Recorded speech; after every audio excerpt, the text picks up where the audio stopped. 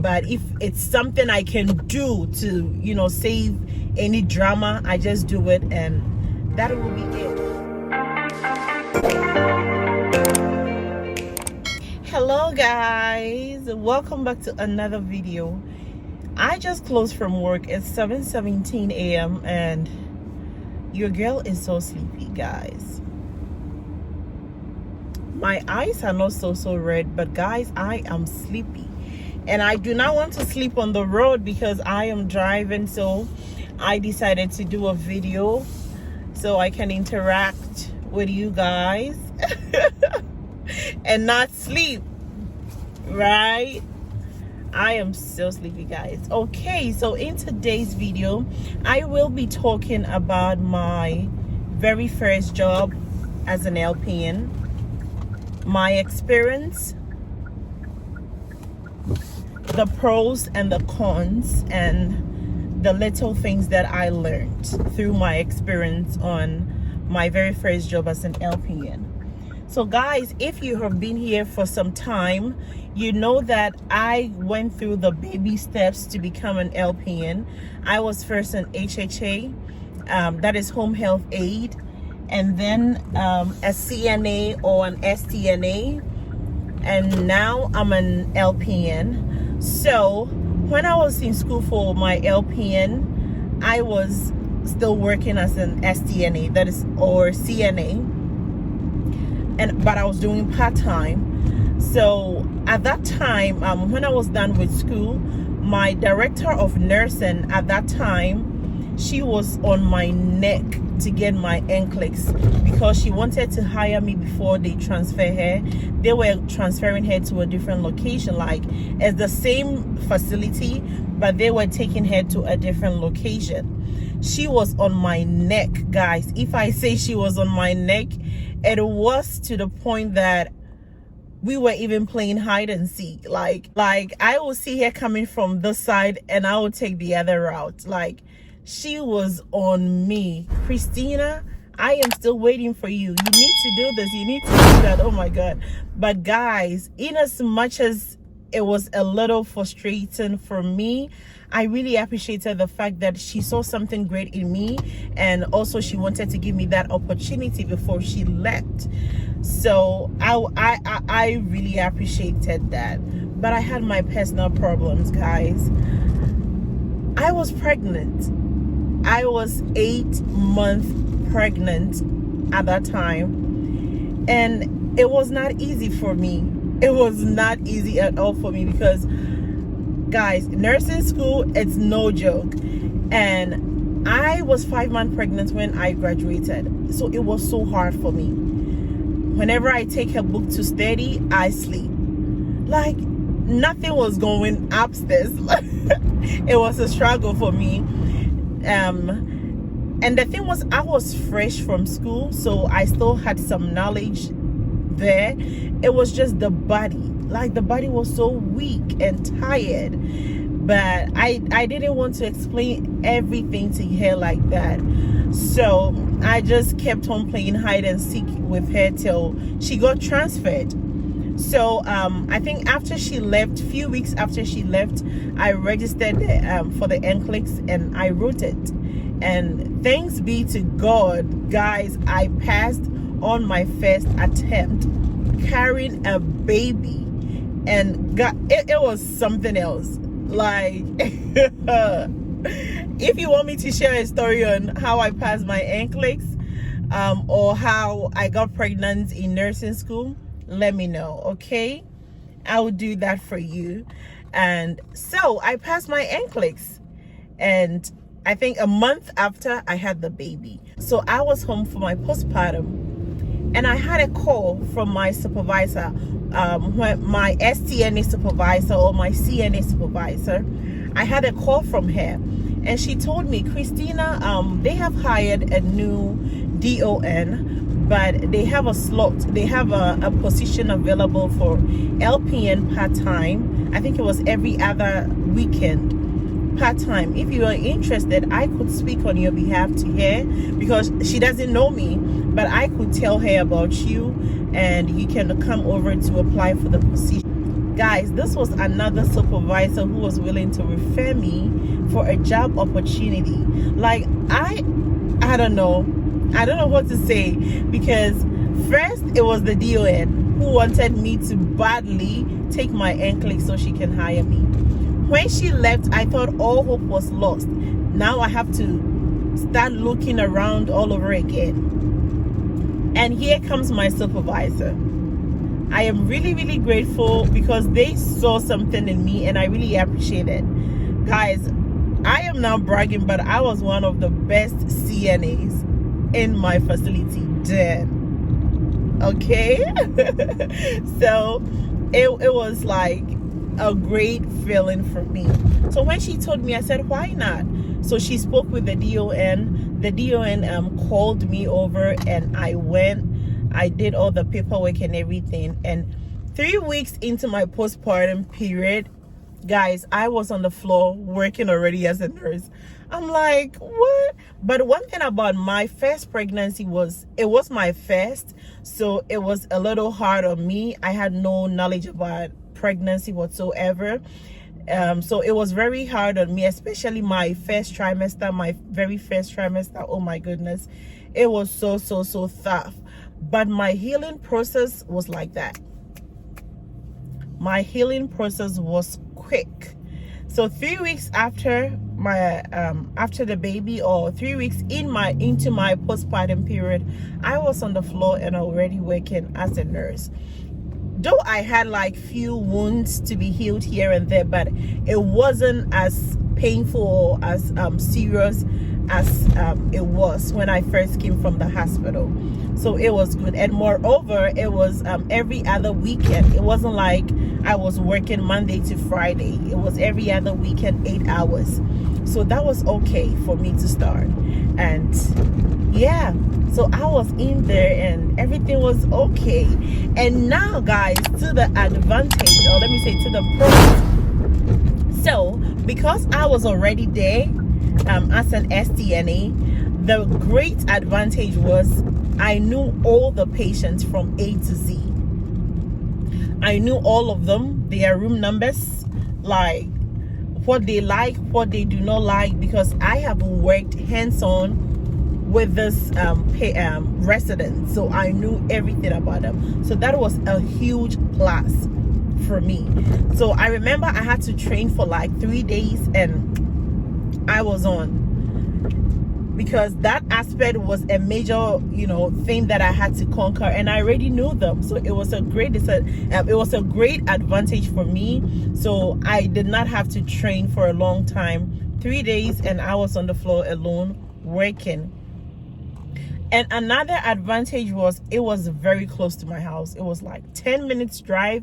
I did not have to go through the highway to get there and all that. It was straight. Like the moment I get to the main road, it was straight all the way, like 10 minutes, and I am there. So it was really, really, really convenient for me. But guys, the disadvantage here is I quite remember after I had worked for like a month, I had the opportunity to also train a new LPN for, I think, some weekend shifts. I had to train her, and she happened to be a Ghanaian, and I am also from Ghana. So we ended up having a conversation, and somehow we ended up talking about our pay rate, and she mentioned that when she was hired, they offered to give her such and such amount. That is the amount I was receiving then, but she told them it was so little for her, so they gave her like $4 extra. And guys, she is equally new as I am. So I asked myself, why? But I never knew that you could bargain for your pay rate. That is as at then. Now I know. But as at then, I didn't know that you could bargain for your pay rate. So all the same, like, it felt some way, but I didn't want to be greedy and I didn't want to rush, because first and foremost, they have given me the opportunity to train, because At the time I was done with school and passed my NCLEX, most of the facilities that were hiring were looking for 6 months experience and 1 year experience. So it was so frustrating. I'm like, just hire me, train me, and give me that experience. Sometimes it gets so frustrating when you're looking for a job, and I mean, it's like, you have a knowledge about the job you're looking for, but because you have not worked in that position before, it becomes very tough. They need experience here and there, and it's I don't know, it was so frustrating for me. That was why I went in straight for that position when I was called, because a lot of people were going through, that we need the experience thing, we need the experience thing. So I did not want to think so much about the pay rate, but just gather my experience with them, and if I get a better offer, I go. Or if they intend to give me a better offer after some time of working with them, then I stay with them. I thought that was a disadvantage for me, because I already worked there as an STNA, and they might feel that they are giving me that opportunity to train as a new nurse. So there is no way they're going to give me like a pay rate I would think is good for me. They just give me the minimum pay rate for an LPN, but I just accepted in good faith. Okay, and another disadvantage, guys, was I was an STNA with a group of people, and now I am a little bit ahead of them as a nurse. Delegation was a huge problem, because here is the case: you will tell the STNA you have worked with before in that position to do something, and they might take it to be a bossy instruction whatsoever. As nice as you can even say it, they still, like some people, they still see it as a bossy instructions whatsoever. So what I did to prevent all these things is, whenever I go into a patient's room and they need something that I can do for them, I just go ahead and do for them. Because I remember when I was an STNA, we had this particular nurse. She will page for everything. If she goes into the patient's room and the patient needs a glass of water, guys, she will page the STNA to come upstairs to give the water to the resident. Meanwhile, she is in there with the resident. Like, it was back to back to back. Like, little things she could just do it, and save us the time or something, because sometimes we might be with another resident and we have to rush through our work. So like, most of the STNs did not like her. She was paging around back and forth for little things. So that was something I adopted, and I thank God I was an STNA before, so I know how it feels to be an STNA. So there were so many things I would never ever page for. If I go into the patient's room and they need maybe their socks to be put on, or like little things, I just go ahead and do it. And it saved me also, some headaches. It saved me some complaints. It saved me, that back-to-back confrontations whatsoever. So that was another thing that helped me to clear this difficulty of delegating to my peers or people I have been in a kind of position with them before, and now I am no longer with them in that position. And especially I also had some grown-ups who were also STNAs, and now I feel like I am ordering my mother to do something. I think it's because of how I was brought up. Like, the African culture, you have to respect the elderly and stuff like that. I still have that thing in me, so it was really hard, but I overcame it. Sometimes you just have to do what you have to do, because if I am passing medication, and my time, I have limited time, and a resident needs something, I cannot, still force myself to do it within that limited time. I just have to delegate. So I mean, once in a while I would do that, but if it's something I can do to save any drama, I just do it, and that will be it. So that is what I had to go through. Okay, guys. So, but one thing I will say is, many a times, like, if you were also in that situation, maybe you work as an STNA or you work as a CNA in a facility, and you are in nursing school, it would be a great idea to start with them. If they give you that opportunity to hire you, it's a great idea. Even if they will pay you the minimum rate, just accept it, guys. Gather your experience, and when you get a better offer after 3, 4, 5, 6 months, just leave.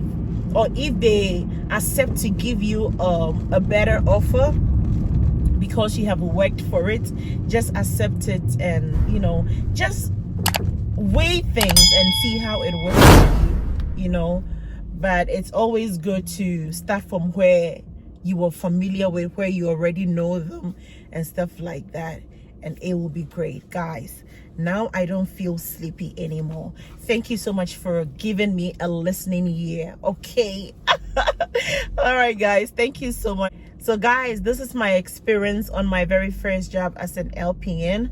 Hope this video was helpful to you. If this was, please like, share, and comment on this video. Let me also know, how was your first STNA experience, DCA experience, HHA experience, PSA experience, LPN experience, even RN experience? You are welcome to share with me in the comment section. All right, guys, I will see you in the next video. Always remember this: you are unique in your own special way. Do not let anyone tell you otherwise. You are unique in your own special way. I will see you in the next video. Till then, God bless you, and I love you. Take care, guys. Bye.